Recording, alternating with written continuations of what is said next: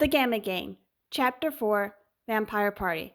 Everything started off well, Sandy explained. We met the team, taught strategy, and then from there things went downhill. Luckily, Johanna sensed a hell coming. Isaac got Tommy and Amira out of there, and I got Joe. She said she recognized him from her dreams in the graveyard. When we met up with everyone, we discovered Mrs. Blake wouldn't let anyone leave until we finished the mission. Tell me about the Blakes, said Dr. Wolf. Isaac is half human and half vampire. His mother is human, so the dad's gotta be a vampire. That much I know. Silence. Dr. Wolf said, I'll call you back in a little bit. Sandy hung up. This isn't going to end well. How come? I asked sheepishly. Sandy looked up at the starry sky but never answered. I left to go horse around with Mira and Tommy. They were playing tag. Hey, Mira! I yelled. She turned around and started running. I turned around and waited till the last second for Mira to tag me before I used my pass step.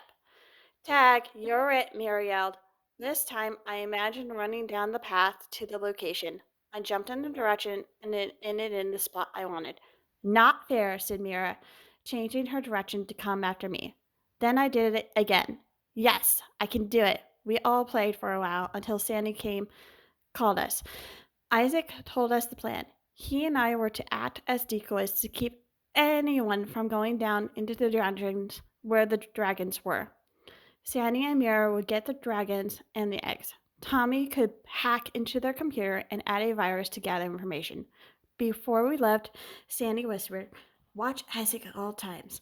Now stand still for a second. Mist of Magic, help me now.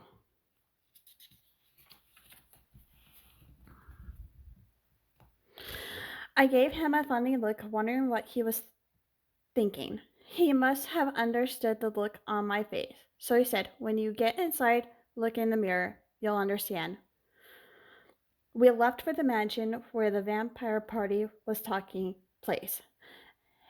Isaac used shadow towel, and I used my path step to arrive in the shadows of the mansion. It was fun using path step, even though I did get hurt sometimes. Was a gravel road that led to a giant outer gate. Limos were coming and going. The mansion looked more like a castle. It had 4 towers with an enclosed courtyard in the middle. Who owns this place? I asked. Isaac took my hand as we walked towards the front doors. The steps were beautifully carved with mythological images of vampires and werewolves. There were identical twin blonde maids about my height with pale skin and red eyes to greet people at the main door. When they saw us coming up the steps, they spoke in perfect unison. We've been expecting you. Master Roberts is upstairs waiting for you. Your friend can partake in the party, but she's not allowed to accompany you to the meeting, they said. I looked at Isaac in confusion, but he never looked back. The inside of the castle was beautiful, with crystal chandeliers, with deep dark wood and the herringbone pattern on the floor. There were stained glass windows and beautiful paintings everywhere. I got a glimpse of myself in a huge mirror on the wall. Nice job. Sandy had dolled me up all for the party. Woo, baby. The guests were dancing as a grand orchestra played music. There were tables set around the dance floor, and I noticed there were people of all ages. It seems there were other creatures attending too. Isaac let go of my hand. See what information you can gather here while I go upstairs and have a chat.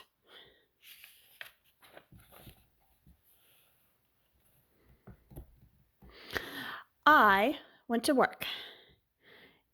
You should tell your team leader what the servant said a voice. I turned around to see who it was, but didn't see anything. I agree with her. I'm Poison Moss. You can call me Moss, said the fairy. The butterfly said, and I'm Crystal. Thanks for saving us. I looked down at my hands, took off my gloves to see the fairy and butterfly on the back of my hands, and realized they were talking to me. I tried to push away my socks and concentrate on the mission. I had a feeling there was probably going to be more surprises. I decided to take their advice and sat at a table. I closed my eyes to concentrate and call Sandy's name in my head. What is it, Rapunzel? Sandy asked. The humanoid may be in league with the enemy, replied Crystal. Sandy instantly yelled, Who are you?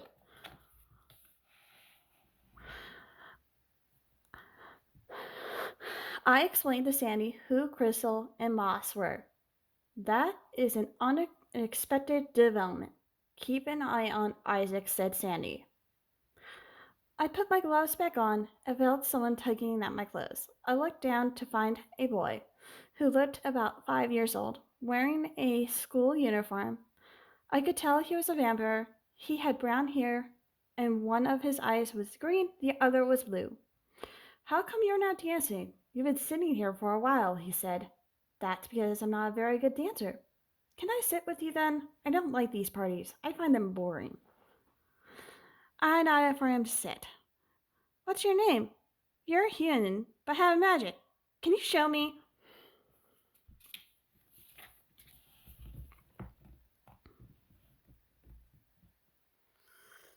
Crystal said, We can trust the boy. He means no harm. I agree, Moss said. There's nothing to gain from lying to this boy. Go ahead and show him your power. I felt chills throughout my body and placed my hand on the table. I thought of a mouse and lifted my hand to find a mouse made of from snow moving around. Hey, I think I'm starting to get the hang of this. All right. My name is Johanna, I said, but you can call me Joe. Now, little mouse, go and do my will. The mouse jumped off the table and went to spy on Isaac. The boy smiled as the mouse scampered away. My name is Kevin Roberts. Where did you send the mouse? I changed the subject. Does your dad own this place? I recognized his last name from what the twin maids had said. Kevin nodded, still waiting for me to answer his question.